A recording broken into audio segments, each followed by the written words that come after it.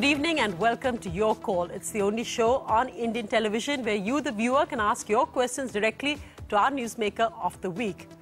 Tonight, a man who's one of the most respected business leaders and Indians of the country, Mr. Narayana Murthy, joins us. Thank you so much, sir, for coming in. Pleasure. Let's just look first at the highlights of your life and career.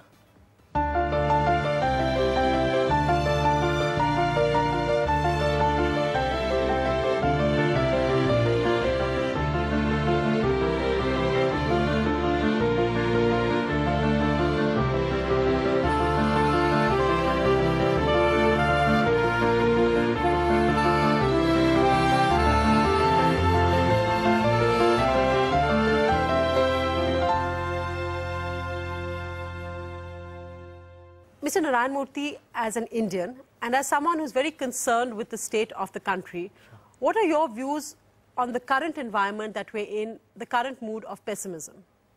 Well, I think this too will pass. After all, every economy goes through business cycles. Therefore, I don't think we should get too much worried. However, having said that, it's very, very important that we take quick action. We speed up in areas where we have not done, and we reduce corruption. We bring in the second slew of reforms. You've just said, sir, at the Vikram Sarabhai Memorial Lecture that, in fact, if there hadn't been corruption, our GDP would have been much higher. It could have been in double figures. Yeah. Why do you think that? Well, the economists have made a study, and they have said a country suffers by anywhere between 0.5% to 1.5% in GDP growth rate because of corruption. And given that we have been anywhere between 8 and 8.5%, if we had contained corruption in a serious way, then we could have reached the double figures, a double-digit growth rate.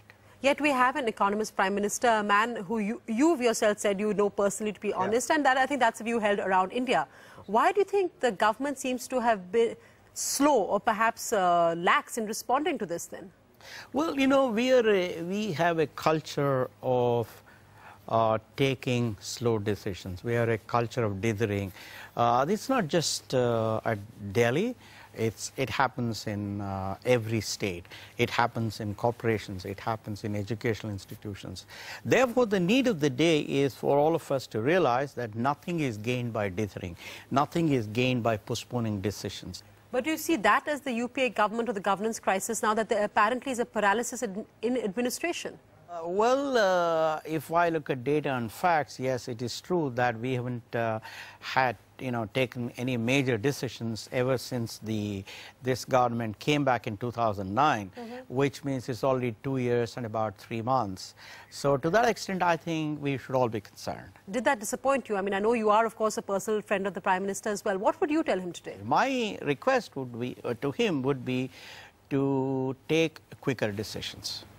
So are you saying that you don't think this UP experiment actually works, of having 2 people in charge?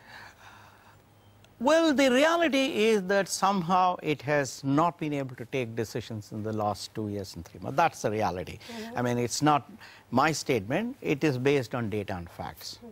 What's interesting, of course, is that at Infosys, I know you enforce this very rigidly, is that everyone has a retirement age, including you yourself.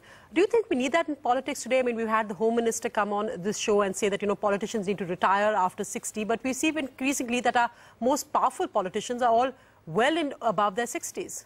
Well, you know, the reality is simply this, that in a developing country like India has to do a lot of things in double quick time. Therefore, people will have to work from morning to late night.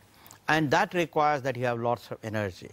And if you want lots of energy, if you want new ideas, if you want a lot of enthusiasm, then it is generally agreed all over the world.